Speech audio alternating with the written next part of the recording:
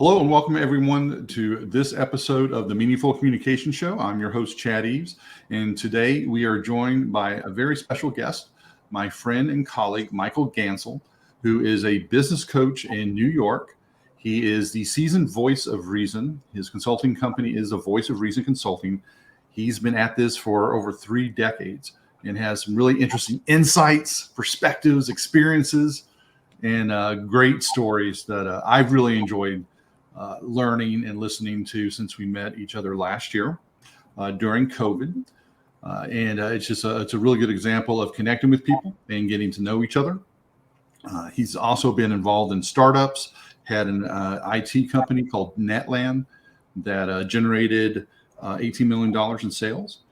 And today we'll probably touch on some of that. And if you'd like to contact him, his LinkedIn account and his company's website will be in the show notes below. So be sure to check that. And so if you're looking for any advice or perspective on sales, marketing, business coaching, reach out and ask him and contact him and see what you might be able to do together. Earlier, we are going to discuss an article that Michael shared with me called 14 Amazon Leadership Principles. And it's pretty interesting. It's written from the perspective of a software engineer, which in a prior life I actually used to do for a number of organizations. And so this is going to be an interesting conversation. So Michael, what attracted you to the article? Well, hi, Chad, and thanks for the introduction. And I'm really enjoying being here. Excuse me. So I just want to amplify, we met in a networking meeting over Zoom and during COVID. And I realized, I think we both realized that we had so much in common, despite the fact you're in Chicago, I'm in New York, despite the fact you're a Midwest guy and I'm an East Coast guy. We don't want to get into politics because we don't want to go there. But, we realized we had so much in common and we started to talk on our own. And basically, I consider us work buddies. Every 2 weeks or so, we have a conversation. We talk about sales, marketing, business issues, what's going on with me, what's going on with you, a little bit of the personal. And it's been terrific. And it's been great. And now you've invited me to the podcast, and that's terrific. I really appreciate it. So actually, you asked me the question of like the 14 Amazon leadership principles. How did I get to that? Well, one of my clients, Dan, who's really just an amazing mind, and that's what I love about him. He actually started reading this book, Working Backwards, Insight Stories and Secrets from Inside Amazon by Colin Breyer and Bill Carr. And, it's the interesting thing about reading business books is that, this book is 270 pages, thereabouts. It takes a lot of time to go through 270 pages. So you want to basically try and skim it and sort of get to what the heart is. So I did a little search and I found an article written by, as you said, a software engineer who is currently working at Amazon and basically was talking about his perspectives about the 14 Amazon leadership principles that currently the company runs on. Now, I'm always fascinated by how companies grow. And way back when I started my company, Netland, there was a software company called Cheyenne Software. And they started out I think at the end of maybe the first few months, there were 12 people. And then by the end of the year, there were 300. And it fascinated me. How do you grow a company from 12 people to 300 in 1 year? Not only do that, but do it successfully because they were quite successful. So I've always had that passion. I've always had that curiosity. And so when I saw the book that Dan had recommended and I got it, and I started reading these 14 principles, I said, this bears a lot of conversation, which is why I mentioned it to you. And then when I found this article by the software engineer who explained what the impact of these principles were on him personally, I was just fascinated by it. So that's the whole backstory. So where would you like to start on the front story? Yeah, well, I think that's one of the things that's interesting is to look at how an organization has its principles, its values, and how they relate not only on an organizational or a macro level, but also to this person as an individual. Right. And what people take away with it. Because, that's either where things can be very successful, or things sometimes will get stuck in the mud, so to speak. The first thing that is written here is customer obsession, is being concerned with serving the customer. And there's Jeff Bezos has been quoted multiple times about just being obsessed, crazy with serving the customers, and how that trickles down through the rest of the organization. Because a lot of the people that are more in the line work, are they thinking about the customer, or are they just thinking about that task that they're working on? Well, actually, it goes to the very premise of starting a company. Basically, we start a company and we think of ourselves. We're not necessarily thinking of the customer and what is their experience. We want to think about what is our experience in going outward. And I think the key in this customer obsession, which is very much one of the very first principles, is basically working backwards, which is the title of the book, because that's where they're starting from. They're not starting from, gee, I have a business, I have something that I want to deliver to you. It's really, what does the customer really want? And then going from there. It's an interesting perspective. And then if that's the case, that's where you start the customer experience. Then everyone in your company, starting from the very top to your, what I'll call your weakest link, has to basically share that same obsession. Well, let me ask you this, Michael, because I know one of the things you're passionate about is helping entrepreneurs become CEOs. Is how do people make that pivot or turn that corner from I started the business for myself and really kind of focus on that, to having that wider view involving the customers? Well, if things aren't going well, they're certainly going to ask that. They're certainly going to look at that. But even if things are going well, they're going to ask that. I mean, inevitably, no matter where you start along that timeline of, say, starting your own company, at some point, you've got to ask, what is the customer experience? The sooner you realize what the customer experience is like, and the sooner you deal with that, I think the chances of success are that much greater. If things aren't going well, so why aren't things going well? Well, again, what's going on with your customer experience? If things are going well and you want to get better or you want to grow, where are you going to start with? What's that customer experience like?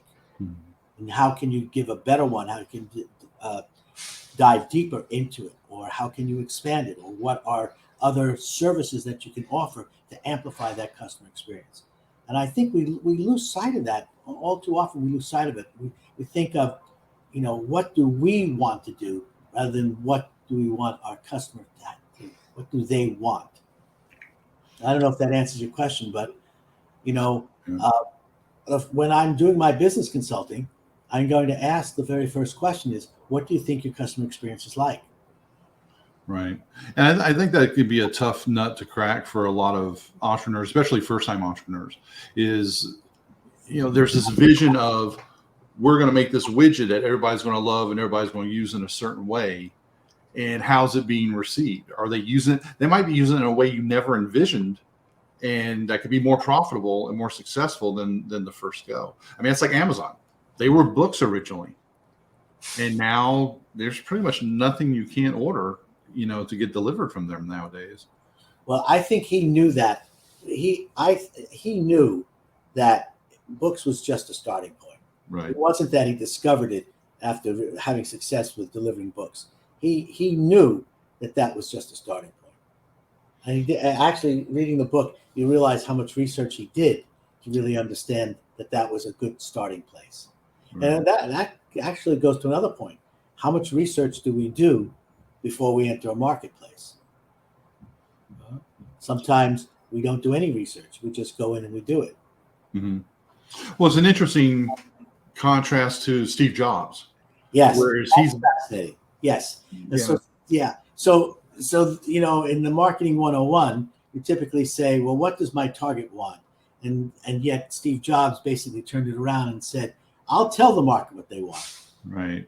Right. But that is actually, that happened. So there's no one way. I mean, Bezos did the same thing. I'll tell the market what it wants. Mm-hmm. Jobs did. I'll tell the market what it wants. So is the key a black turtleneck and jeans and white sneakers, or No. I think that Jobs did the research too. Yeah. I think even if you're going to tell the market what it wants, you're still going to do the research. You're going to say, what is the gap? What's missing? Mm-hmm. And actually, I was in that technology industry when I would say that the technology industry, the modern technology industry, started around the 80s, the late 70s, when personal computer became a factor in the marketplace. You no longer had to depend on the mainframe, right? But now you had a personal computer. And then we were able to take the personal computer and connect it to the mainframe. Then we were able to basically build networks where peer-to-peer networks where computers actually connected to one another. And then we built a network where we had servers that basically all the data stored so that everybody on a wired type of network could actually bring all of their files to that one place. So things began to emerge. So now in the technology industry, the data folks, the IT, information technology people in charge, basically said, well, we're going to be in control and we're going to tell everybody how the technology works. Of course, now what Jobs understood was, just what you said earlier in the conversation, not everybody was doing it the same way. And he realized that. So he basically democratized, made a democracy about the utilization of technology. It now was no longer in the hands of the IT director. It was in the hands of the user, hence the iPhone, that basically, and hence and of course, with the advent of the internet, everything changed.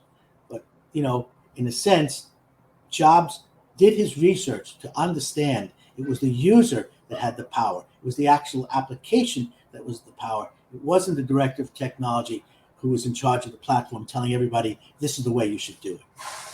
Right. And the other thing I think was interesting, talking about Jobs again, and also how this applies to Amazon or other organizations, is the evolution of an idea. Like Apple was not really first in anything they did. No. But they made it better.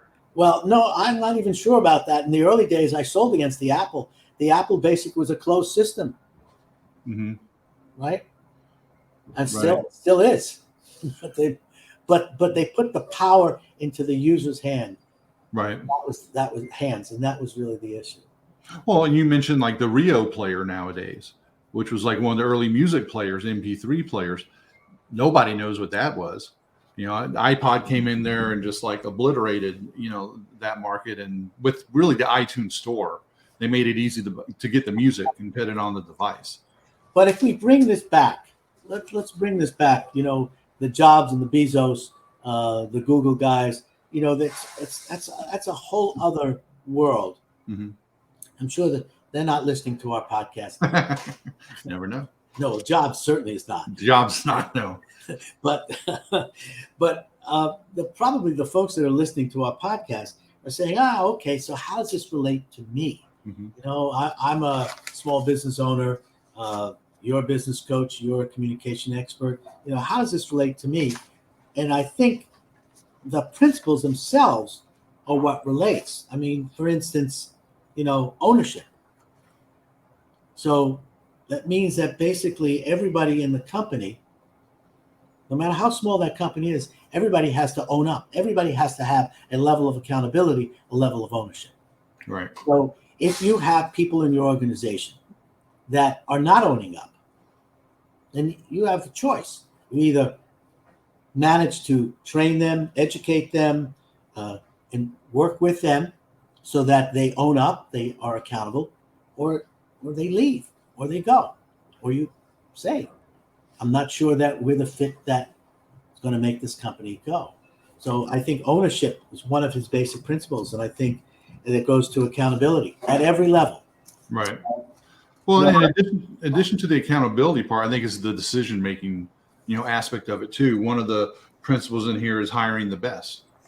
Yes. And then the flip side of it is getting rid of people when they're not working. And a lot of organizations will drag their feet at, making that decision. Well, the hardest decision that a small business owner, entrepreneur, CEO has is basically letting people go. Mm-hmm. And basically, I don't. It's not a simple task. Should be on some levels, but I think as a business consultant and a coach dealing with business entrepreneurs, I think the greatest difficulty of decision they have is letting people go who are no longer right for the organization. And that principle there is, everything that you've done to get to a place in time, which has worked with the people in the company that you've had. Now you want to get to the next level. It may become very apparent that some of those people are not going to help you get to that next level. But what do you do? Can you retrain those folks? Can you educate them? Can you make them help you get to the next level? And if you can't, then you do have to make the decision to let people go. The difficulty is that about their private lives. That they're human beings. They have expenses. That if you let them go, if you fire them, what are they going to do? And so you get involved. Tough decisions. The Right. reality is you're not responsible for their life. If you feel that you're responsible for their life, well, maybe you shouldn't be a business person. Maybe you should be a priest or a rabbi. But it's like it's you can't take that on, that responsibility. You have to be fair and a good person, but it's not your responsibility. Yeah, I think that's where a good number of people get tripped up too. I was actually having this discussion with another colleague about 2 weeks ago, whereas, we're family. They weren't related to anybody. And there was definitely some issues that they were having inside the organization, about 15-person company, fairly, small. But his perspective was everybody's family. We treat everybody like family. And, but you're not. And like you're saying, if you're not in a position to make that decision, however painful it could be, it's definitely, unless someone does something wrong and gives you cause, that's a completely different, breed of cat. But that, it's an interesting thing. Part of the culture in a small company is to embrace the fact that you are a family. You're all working together. You all have a singular purpose. You're all rowing the boat in the same direction. But ultimately, the family expands. And I'm not necessarily talking about a family business. I'm talking about a business where no one is related, but it's still, everybody feels like a family. Mm-hmm. And yet, in any family, there are people who pull their weight and the people who don't. And then right. Difficult decisions have to be made. My partner, Matt, fired his brother. My partner, Matt, was in business prior to he and I getting together. And when he had hired his brother and he had to fire him. So, But yeah, I've had to let people go in the past that I really was very close to and really liked, but they weren't the right person in the right seat for getting the company to move to the next level. And there is actually bringing some other folks in. Gino Wickman has written a book called Traction, which is part of the Entrepreneurial Operations System. And he talks about the concept of RPRS, which is right person, right seat. And again, that goes to, that's a very important principle. And in a sense, it's not unlike one of the Amazon principles, which you said is hire and develop the best. Mm-hmm. Yeah. The flip side of that too is the responsibility of the decision maker doing the hiring.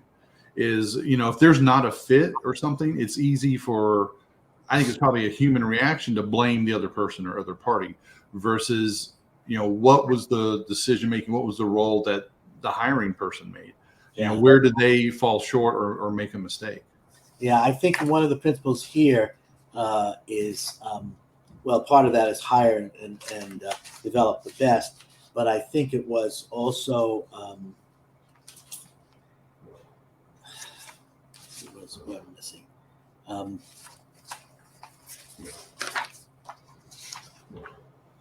I think ownership. I think, in that hiring process, you have to take ownership. Mm-hmm. That goes to that. But I will tell you, I know we've got about 20 minutes in, probably maybe go another few minutes more, because we don't know if we can keep everybody's interest, because maybe they want to come back. I hope they come back. We'll be talking more about this. But I'll tell you the thing that I think is really critical in hiring people. And that is, you hire people who are curious, who want to learn. And I think, I've hired many salespeople in the past and currently, hired salespeople in my company, and then hire them for clients as a consultant and a coach. And I think that the key is finding people that are forever want to learn and are forever curious. Right. I think that is such an important thing. And I think people sort of have gone to college, or they've gone to high school, they've gone to college, and they're finished with their education. And if you find people in your company who basically feel they finished with their education, then I can tell you that those people are not right for your company. Right. No one is ever finished their education. Every day is a learning experience. And every day you have to be open to and be curious. Read a book, read an article, ask the why, just want to understand how it works, why does it work, and do it better if you can. Absolutely. And, this is one of the reasons why we're, doing this podcast, and then, more down the road, we can, expand on some of these topics. There's still a lot more that we haven't even touched on, and you're talking about, again, it's ownership and, making the right decisions, and how much that is driven by organizations and leaders understanding who they are, like what their meaning is of being in business, and how that translates into their decisions. That's like even as simple as a project. When people don't know why they're sitting there working on something, if it hasn't been communicated clearly and their interests are not, in line with the bigger interests, it doesn't have to be 100%, but it has to be enough that it's that they're contributing and making a difference. And when leaders don't make that right first step, it can, impact all these other factors, the ownership, emphasizing learning. Everybody likes to say you have to learn, but then how do they back it up? Do they provide the time? Do they provide the resources? And things like that. But this has been a great, touch on just these topics. We'll have a link to these in the show notes as well. I hope it's looks like it's a little sunnier there than here, and I hope you're having a great Wednesday there, Michael. Anything you'd like to add as we wrap up today? I just had a thought that went in and out of my head. Let's see. That's funny. It was. Well, and that's the thing, is like when we go back and we look at these different topics, and we touch on the other ones, and the books that we'll mention as well, the ones that have really helped us shape what we're doing, why we do it, and there's so many